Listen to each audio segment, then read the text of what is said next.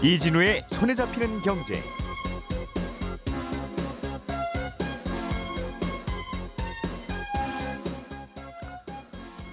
안녕하십니까, 이진우입니다. 우리 금융당국이 기업 공개 IPO 주관사들의 내부 통제 기준 강화에 나섰습니다. 최근 상장한 기업들의 공모가가 너무 높게 책정되거나 상장 과정에서 중요한 위험 요인을 투자자들에게 제대로 알리지 않는 논란이 생기자 금융당국이 대책 마련에 나선 겁니다. 예금과 인출이 자유로운 예금인 요구불 예금이 보다 안전한 자산으로 몰리고 있다고 합니다. 최근의 시중 자금 흐름 자세하게 좀 들어보겠고요. 서울 아파트 전셋값이 요즘 계속 오르고 있습니다. 1년 전만 해도 역전세를 걱정할 정도로 수요 대비 공급이 많았는데 현재는 전혀 다른 상황이라는군요. 이 내용도 자세하게 들어보겠습니다. 5월 10일 금요일 손에 잡히는 경제 시작합니다.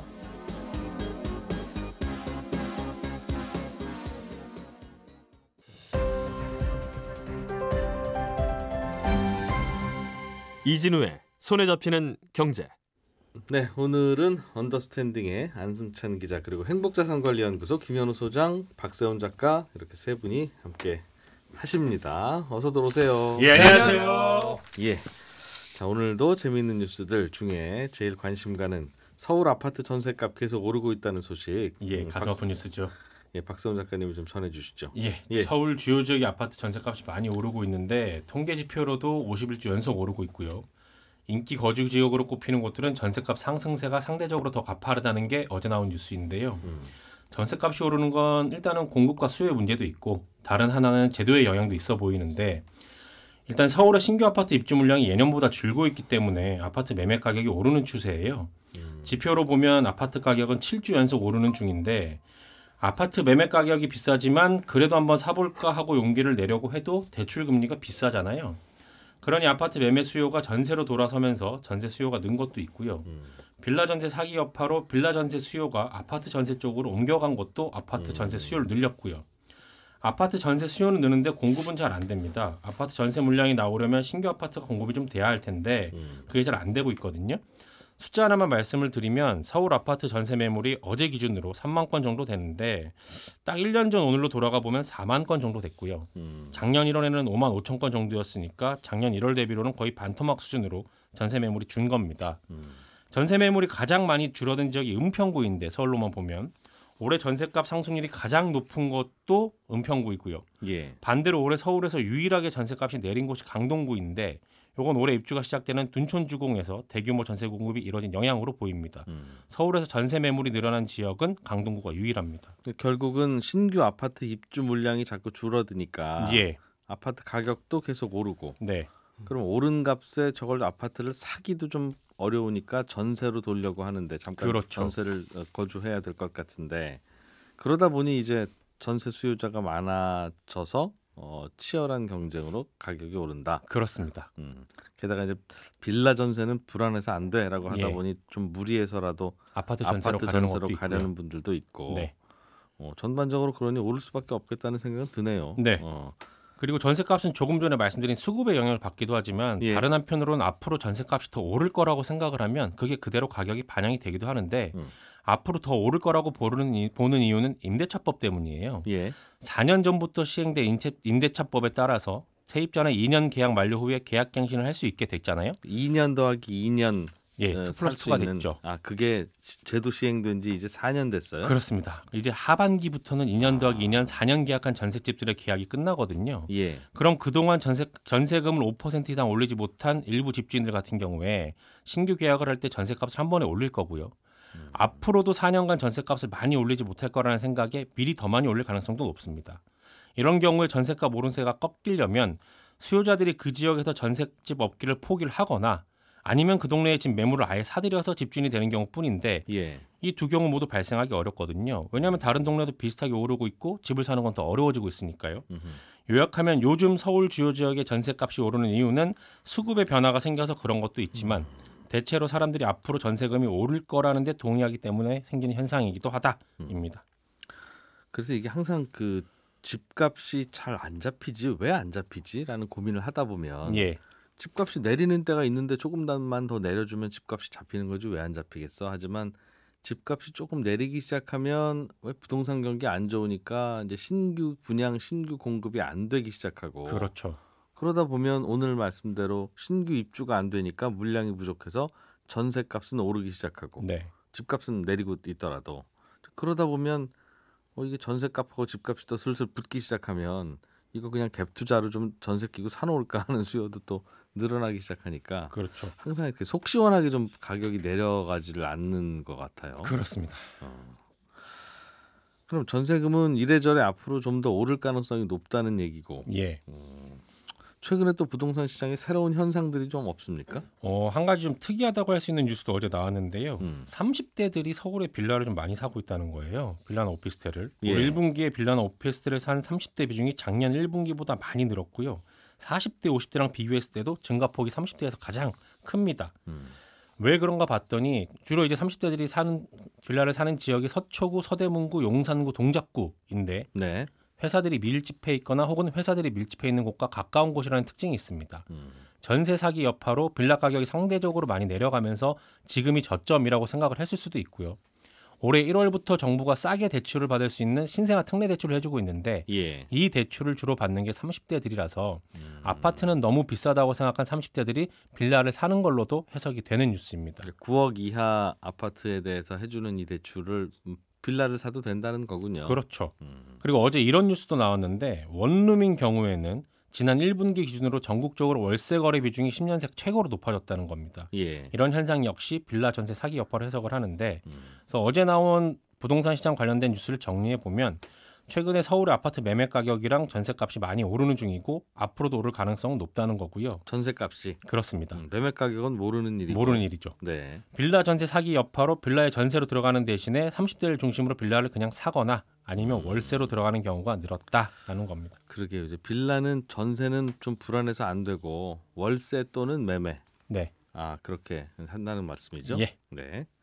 예. 김현우 소장님이 준비해 오신 소식으로 넘어가 보죠. 최근에 네.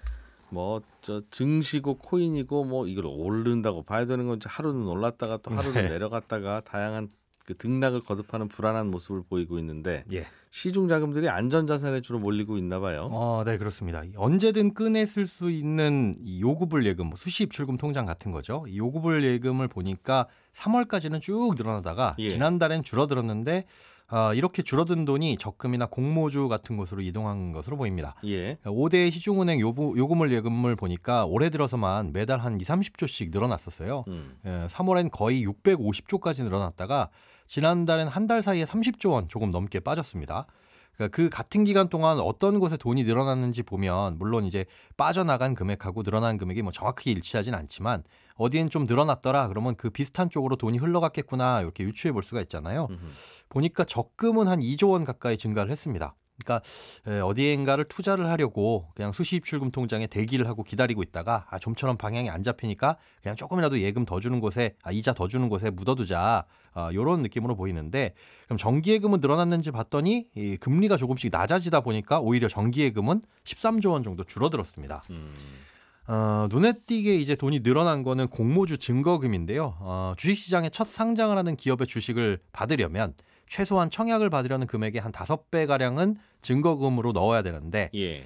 4월에 HD 현대 마린솔루션이라는 종목이 이제 공모를 했습니다. 네. 그 증거금만 보니까 25조 원이에요. 예. 그러니까 요 돈은 이제 임시적으로 들어갔던 돈이라고 보면 되고 청약에 실패하고 이제 배정을 못 받은 그런 돈들은 이제 며칠 있으면 환불이 되거든요. 5월 말에 요구불 예금 현황을 보면 아마 다시 늘어나지 않을까 이렇게 전망이 되고 있습니다. 예.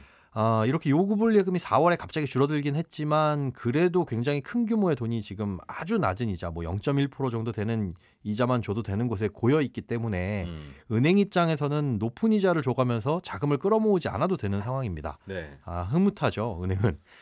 그래서 이제 예적금 금리도 조금씩 떨어지고 있는데 이렇게 되면 대출 금리의 기준이 되는 코픽스 금리도 조금이나마 낮아지지 않을까. 대출 받으신 분들은 조금 기대를 해보셔도 좋을 것 같습니다. 그러니까 은행들이 지금 시중 자금을 끌어들이기 위해서 네. 이자를 높게 주려고 노력하는 일이 요즘은 안 벌어지고 있다. 그럴 필요가 없는 상황인 거죠. 은행도 이자 많이 안 주니까 뭐라 정기예금 해 그냥 여기다 넣어놨다가 또 이렇게 필요한 곳 있으면 그때 쓰지 뭐 그 이자나 그게 그거네 네. 라고 생각하는 또 흐름도 보인다는 말이군요. 네. 그러면 뭐 좀 다른 대안이나 이런 게 좀 있어요? 투자자들이나 뭐 소비자들이나 네, 돈을 어디 넣어놓지? 이제 이런 고민하는 분들 입장에서는 꽤 많이 고민이 되실 겁니다. 뭐 예. 국채 같은 경우에 안전하다고 해서 장기 국채를 매입했더니 시중금리 떨어질 줄 알았더니 안 떨어져가지고 또 손해를 보시는 분들도 계시고요. 그런데 요즘에 이제 안전하면서 수익을 낼 수 있는 금융상품 이런 것들이 나오는데 사실 그 불가능한 일이죠. 안전하면서 수익 내는 게 어딨어요? 네, 그렇죠. 그런데 조건부로 원금을 지킬 수 있는 투자 상품 뭐 이런 것들이 나옵니다. 비슷한 투자에 비해서 상대적으로 안전해 보이는 금융 상품들이 나오긴 했는데 네. 들여다보면 조금 조심을 해야 될 것들이 있어요. 이 홍콩 ELS 사태 때문에 ELS 신규 잔액 그러니까 ELS를 새롭게 가입하시는 분들이 좀처럼 늘고 있지 않는데 이 지수형 ELS보다 더 위험하다고 알려진 종목형 ELS의 비중이 점점 늘어나고 있습니다. 예. 그러니까 지수형 ELS 같은 경우에는 코스피 지수, 뭐 홍콩 H 지수 같이 시장 전체 가격이 얼마가 되느냐 요거에 따라서 이제 수익이 결정되는데 종목형 ELS는 말 그대로 특정 주식의 가격이 뭐 얼마가 되느냐 이거에 따라서 수익이 결정됩니다. 그래서 사실 시장 전체의 가격, 지수의 변동성보다는 특정 종목의 가격의 변동성이 훨씬 더 크죠. 그래서 그만큼 위험하다는 게 일반적인데 이런 가운데 이제 주식을 직접 산 것과 비슷한 효과를 내는 ELS들이 나오고 있으면서 눈길을 끄는 겁니다. 이게 뭐 어떤 ELS가 특정적으로 이제 홍보가 될까봐 종목은 말씀 못 드리겠는데 예를 들어서 A라는 주식 가격이 떨어지면 떨어지는 만큼 손해를 보고 그건 그렇겠죠. 오르면 2배의 수익을 주는 ELS가 있어요. 그런데 만약 9개월 뒤 만기에 이 주식 가격이 떨어져 있을 경우에는 그냥 돈으로 주는 게 아니라 처음에 주식을 샀었다고 가정을 하고 그냥 주식을 입고를 시켜줍니다. 통장에다가 주식을 주는 거죠. 그러니까 지금 10,000원짜리인 주식이 있다. 이 10,000원짜리인 주식이 9개월 뒤에 2만 원이 가면 우리는 2만 원을 드리는 게 아니라 2배인 4만 원을 드리겠습니다. 네. 대신에 주가가 10,000원보다 떨어져 있다. 반토막 나 있다라고 한다면 5,000원을 드리는 게 아니라 지금 10,000원에서 한 주를 샀다고 가정하고 그 주식 한 종목을 드리겠습니다. 이런 겁니다. 떨어진 주식이면 본인이 가지시고 맞습니다. 올라간 주식이면 차익을 우리가 주는데 차익을 곱하기 2해서 주겠습니다. 그렇죠. 그러니까 나 그 주식 투자하려고 했었는데 그러면 어차피 그냥 투자한다고 생각을 하고 요걸 갖고 있으면 9개월 뒤에 봐서 떨어져 있으면 그냥 주식 갖고 있는 거고 올라 있으면 2배로 먹는 거 아니야? 그럼 뭐가 나빠졌지? 그렇죠. 9개월 사이에 중간에 손절매를 못 하는군요. 그럴 수 있고 그다음에 또 한 가지 함정이 숨어 있습니다. 조기 상환 조건이 있는데 조기 상환이 될 때 수익을 제대로 못 볼 수 있다는 단점이 숨겨져 있어요. 이 조기 상환 조건이 어떻게 돼 있냐면 발행한 지 3개월 뒤에 해당 종목의 주가가 85% 이상이면 그러니까 10,000원이었으면 8,500원 이상이다 라고 한다면 그냥 거기서 끝내버리고 연 5%의 이자를 주고 끝납니다. 3개월 뒤에 2배가 됐더라도 5%만 먹고 떨어져야 된다는. 맞습니다. 결국에는 이걸 분석해 보면 3개월까지는 주가가 지금보다 15% 넘게 빠져 있어야 되고 그 이후로는 쫙 올라가서 9개월 뒤에는 많이 오를수록 좋은 이게 까다로운 조건인 거죠. 그렇군요. 그렇게 설계를 해놓은 상품들도 있다. 그렇습니다. 그러니까 이게 이 주식 갖고 있는 거와 비슷하지 않을까라고 생각이 될 수도 있지만 지금부터 올라버리면 아무 의미 없는 그런 종목이 될 수도 있고요. 또 미국 시장에는 손실을 어느 정도 보전해주는 버퍼형 ETF라는 것들도 최근 많이 나오고 있는데 이게 원금 손실을 막아주는 ETF입니다. 원금을 뭐 100% 손실을 막아주겠습니다. 뭐 이런 조건이 걸려 있기도 하고요. 그런데 그 원금 손실을 몇 %까지 막아주냐에 따라서 수익도 제한돼요. 그러니까 아래가 막혀 있는 만큼 위로도 막혀 있는 거죠. 게다가 이제 ETF지만 이게 만기가 있습니다. 그래서 1년에서 2년 정도는 무조건 보유를 해야 앞서 말씀드린 그 손실 보전 이게 해당이 되는 거고 이 파생 상품으로 손실을 막아주도록 설계를 하다 보니까 시장 상황에 따라서는 원금 보전에 실패할 수도 있습니다. 이렇게 안내를 하고 있습니다. 그러니까 완벽하게 예금이나 적금처럼 원금 보장이 되는 상품은 아니라는 걸 특히나 이제 미국 시장에 상장돼 있으니까 이런 부분들은 좀 꼼꼼히 따져보시고 투자 여부를 판단을 하셔야 될 것 같습니다.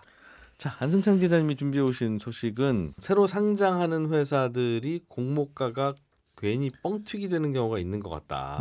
그러니 상장하고 나서 주가가 슬슬 흘러내리는 경우들도 많고 보니까 상장하기 전에 이 회사는 이런저런 문제가 있을 수 있습니다. 이런 걸 알려줘야 되는데 슬그머니 그런 걸 숨기고 상장하는 경우도 있고 그런 게 많아서 뭔가 개선을 좀 해보겠다. 그렇습니다. 그런 내용인가 봐요. 네, 그 작년에 코스닥 시장에 상당한 파두라는 회사가 이제 결정적인 계기가 됐는데 이 회사가 상장할 때는 연간 한 매출액이 1,200억 원 정도는 나오는 회사다 이렇게 예상이 돼서 거기에 맞춰서 기업 밸류도 뭐 1조 원 이상 잡았고 상장이 됐거든요. 네. 근데 막상 상장 직후에 발표한 실적 발표를 보니까 한 분기 매출액이 6천만 원이더라. 그러니까 물론 뭐 기업이 예상한 대로 뭐 실적이 잘 나올 수는 없을 수는 있겠습니다만 파두의 경우 3분기에 상장을 했는데 이제 상장 주관사는 이미 2분기 실적을 대충이라도 몰랐을 리가 없지 않겠느냐. 그러면 연간 매출 예상액이 1,200억 원이라는 건 수정을 좀 했어야지. 그렇습니다. 근데 왜 그냥 이걸 강행했느냐 이게 논란의 핵심이었거든요. 그래서 지금 집단 소송까지 제기가 된 상황인데 그래서 지금 알고 그랬냐 모르고 그랬냐부터 지금 막 수사를 하고 있더군요. 그렇습니다. 예. 근데 사실은 우리나라 자본시장법에도 상장 업무를 주관하는 그런 증권사들이 게이트키퍼 역할을 해야 된다. 그러니까 예를 들면 자료가 좀 뻥튀기 된 게 아닌지 뭐 이런 거 좀 챙겨보고 선의의 피해자가 없도록 해야 된다. 이런 좀 뭐 내용이 명시든 돼 있습니다만 이게 뭐 마땅한 처벌 규정도 없고 자율 규제 형식으로 돼 있어서 더 결정적으로는 이 상장 주관사를 맡은 증권회사가 상장하려는 회사의 눈치를 매우 많이 볼 수밖에 없는 구조로 돼 있습니다. 왜냐하면 상장 준비하는데 뭐 준비하는 데만 몇 개월이 걸리잖아요. 근데 그 시간 동안 증권사 직원들 붙어서 이제 서류도 쓰고 뭐 각종 업무를 진행을 해야 되는데 만약에 중간에 상장이 실패하거나 포기하거나 그러면 상장 주관사는 한 푼도 못 받는 구조가 일반적입니다. 아, 그래요? 예, 그러니까 상장을 성공해야만 내가 상장 성공 수수료를 받는 그런 구조로 돼 있으니까 이거 부동산 할 때 공인중개사가 하는 일하고 비슷하군요. 그렇습니다. 그러니까 지금 많이 보여드리고 설득해도 막판에 에이 나 계약 안 할래요. 그러면 한 푼도 못 받잖아요. 아무것도 아닌 게 네. 되는. 그래서 상장 주관사가 게이트키퍼 역할을 하는 게 아니고 그냥 사실상 한 편이 되는 느낌이거든요. 그러니까 이런 구조에서 상장 주관 회사가 뭐 딴지를 걸고 이렇게 하기는 좀 힘든 구조 아니냐. 그래서 속으로는 야 이건 아무리 생각해도 무리한 상장인데 이렇게 생각해도 어쨌든 내가 들인 시간을 한 푼이라도 건지려면 무조건 통과시켜야 된다. 이런 요인이 작용을 한다. 그래서 게이트키핑도 안 되고 또 증권사 내에서도 사실 뭐 별로 돈도 안 된다. 그래서 좀 뒷전 업무가 되고 이런 분위기가 있거든요. 그러니까 2억짜리 빌라를 3억에 팔려고 하는 집주인이지만 예, 많이 비싸게 팔아야 내가 수수료도 좀 받고 팔아드려야 되는 거니까 또 소비자 찾아다닌다는 말이군요. 그렇습니다. 그래서 이번 대책 중에 어떤 대책이 있냐면 상장을 추진하다가 혹시 중간에 엎어지더라도 그동안 주간 업무 한 거에 대한 수수료 일정 부분은 반드시 지급하도록 계약서에 명시한다. 이런 내용이 포함되어 있습니다. 그러니까 물론 수수료 얼마 받아라 뭐 이렇게까지 감독 당국이 일일이 강제할 수는 없겠습니다만 최소한 상장 주간 계약을 맺을 때는 이런 계약을 맺도록 좀 강제하는 분위기를 만들어 놓으면 최소한 증권사들이 주간 업무를 하면서도 기업들 눈치를 조금이라도 덜 보지 않겠느냐. 뭐 이런 취지의 대책이라고 할 수 있습니다. 한 달에 얼마씩은 받아가면서 일해라. 예, 나중에 틀어지더라도 이거라도 받았으니 뭐라고 할 수 그렇습니다. 있게. 약간 소신껏 일할 수 있는 환경을 하자. 뭐 그런 그러네. 취지입니다. 점점 뒤로 갈수록 이 회사 상장을 꼭 성공시켜야 되겠다는 그 다짐을 증권사가 할 수밖에 없는 구조군요. 네, 그렇습니다. 네. 그래서 그걸 좀 완화시킨다는 거하고 또 어떤 게 있습니까? 예, 또 이런 게 있는데 예를 들면 올해 뭐 회사에서 우리는 매출액이 한 1년에 1,200억 원 정도 나올 것 같습니다. 이렇게 얘기하면 증권 발행 신고서에 그 상장 주관사가 예상 매출 1,200억 이렇게 그냥 불러주는 대로만 쓰지 마라. 그게 어떻게 가능한지 근거 자료 보여주세요. 이렇게 반드시 달라고 한다던가. 또 외부의 전문가한테 이게 좀 적절한 것 같습니까? 의견을 꼭 물어본다. 뭐 또 회사의 거래처가 있을 테니까 그 거래처 직원하고 통화해서 요 정도 실제 매출이 나오는 게 맞습니까? 이렇게 확인도 해본다. 뭐 또 최종 실사 보고서에 대해서 해당 증권사 임원이 반드시 사인해라. 그래서 책임을 져라. 뭐 이런 등등등의 내용이 들어가 있습니다. 또 뭐 밸류에이션 정할 때도 예를 들면 지금 10억 이익 나는 회사인데 앞으로 성장할 것 같으니까 뭐 10배인 100억 원으로 기업 가치를 산정할지 아니면 이거는 뭐 30배 정도 300억 원 할지 이런 식으로 밸류에이션을 결정하게 될 텐데 이걸 정할 때 증권사가 판단하는 내부의 기준을 일단 만들어라. 그래서 기준에서 만약에 좀 벗어나는 형식으로 밸류에이션이 이루어지는 경우에는 왜 그렇게 했는지 문서에다 반드시 남겨놔라. 뭐 이런 나중에 이 회사 밸류를 왜 이렇게 결정하고 공모했습니까라고 할 때 최소한 다양한 근거들을 설명할 수 있게 서류 준비해 놔. 그렇습니다. 형식적인 서류를 만들어놔라 이런 겁니다. 만약에 이 정도도 안 하면 증권사를 징계할 수 있는 근거 조항도 좀 만들어 보겠다. 뭐 이런 생각인데 근본적으로는 뭐 뻥튀기 상자 이렇게 막을 수 있는 장치라기보다는 최소한 지금보다는 살짝 신경을 더 쓰는 그런 구조를 만드는 대책이라고 볼 수 있습니다. 너무 긴장 안 하고 있다. 네. 네, 저희는 광고 잠깐 듣고 친절한 경제로 바로 이어가겠습니다.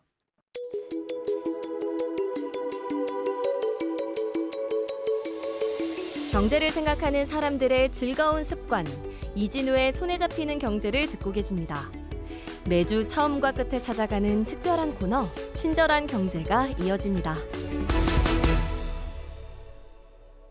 네, 오늘은 청취자 서현섭 씨가 미국의 S&P 500 지수를 그대로 따라가는 ETF가 좋다는 소리를 들어서 그런 게 뭐가 있나 보니까 국내 금융회사가 만들어 파는 것도 있고 미국 회사가 만들어 파는 것도 있어서 에이 어차피 S&P 500 지수를 따라가는 거니까 똑같은 거겠지 하고 그냥 국내산과 미국산을 둘 다 사셨답니다. 그런데 사고 나서 두 ETF를 보니까 서로 움직임이 다르더라는 거예요. 심지어 어떤 날은 S&P 500 지수가 내렸는데 이건 또 반대로 올라가기도 하고 둘이 서로 다르게 움직이기도 하고 그래서 아니 S&P 500 지수를 그대로 따라간다고 하더니 왜 그 지수와는 무관하게 다르게 움직이는지 그리고 똑같은 S&P 500 지수를 따라가는 건데 한국산과 미국산 ETF가 왜 서로 다르게 움직이는지 궁금해지셨다고 질문을 보내오셨습니다. 이렇게 S&P 500 지수를 그대로 따라가는 ETF가 실제로 따라가기로 약속했던 S&P 500 지수를 잘 안 따라가는 것 같고 다르게 움직이는 경우가 가끔 있습니다. 첫 번째 이유는 한국하고 미국하고의 시차 때문인데요. S&P 500 지수는 미국 주식시장에 상장된 회사들을 모두 모은 지수니까 미국 주식시장이 열릴 때만 지수가 움직이는데 문제는 우리나라 주식시장이 열린 시간에는 미국장이 끝나서 이 S&P 500 지수는 안 움직인다는 겁니다. 서로 주식시장 여는 시간이 다르니까요. 그러다 보니 국내산 ETF들은 미국 S&P 지수를 따라는 가고 싶은데 미국 장이 끝났기 때문에 뭘 따라가야 될지 모르게 되고 그래서 아직 미국 주식시장은 안 열렸지만 만약 열렸다고 가정하면 S&P 500 지수가 대충 요 정도 오르거나 내릴 거라고 봐야 되지 않겠어? 이제 이런 식의 대강 추측을 해서 움직입니다. 물론 그냥 그날의 느낌으로 하는 건 아니고 S&P 500 선물 가격을 주로 반영하기는 하는데 아무튼 그렇게 약간은 대충 아무렇게나 움직입니다. 그러고 나서 다음날 아침에서야 이제 전날 밤에 미국 시장이 실제로 어떻게 움직였는지 확인해서 다시 정확히 반영해서 고쳐놓는 거죠. 그래서 미국 시장이 안 열리는 시간에 우리나라 주식시장에서 거래되는 S&P 지수를 그대로 따라간다는 그 ETF는 그러다 보니까 약간의 오차가 생깁니다. 그리고 미국산과 한국산 ETF는 둘 다 똑같이 S&P 500 지수를 따라가더라도 서로 다른 성과를 보이기도 하는데 그 이유는 환율 때문입니다. 미국 S&P 지수가 10% 오르면 미국산 ETF는 그걸 그대로 반영해서 10%가 오르는데 국내산 ETF는 거기에 환율 효과까지 생각해야 되거든요. 예를 들어서 지수가 10% 올랐더라도 환율이 내려와서 달러 가치가 10% 떨어지면 이제 환해지를 안 해놓은 국내산 ETF는 수익률이 0이 되는 거라서 똑같이 S&P 500 지수를 추종한다고는 하는 ETF라도 국내산이냐 미국산이냐에 따라서 환율 때문에 서로 결과물이 달라질 수도 있습니다. 네, 질문 보내주신 서민섭 씨께는 저희가 준비한 선물 보내드리겠습니다. 지금까지 이진우였고요. 저는 다음 주 월요일 아침 8시 30분에 다시 오겠습니다. 함께해 주신 여러분 고맙습니다.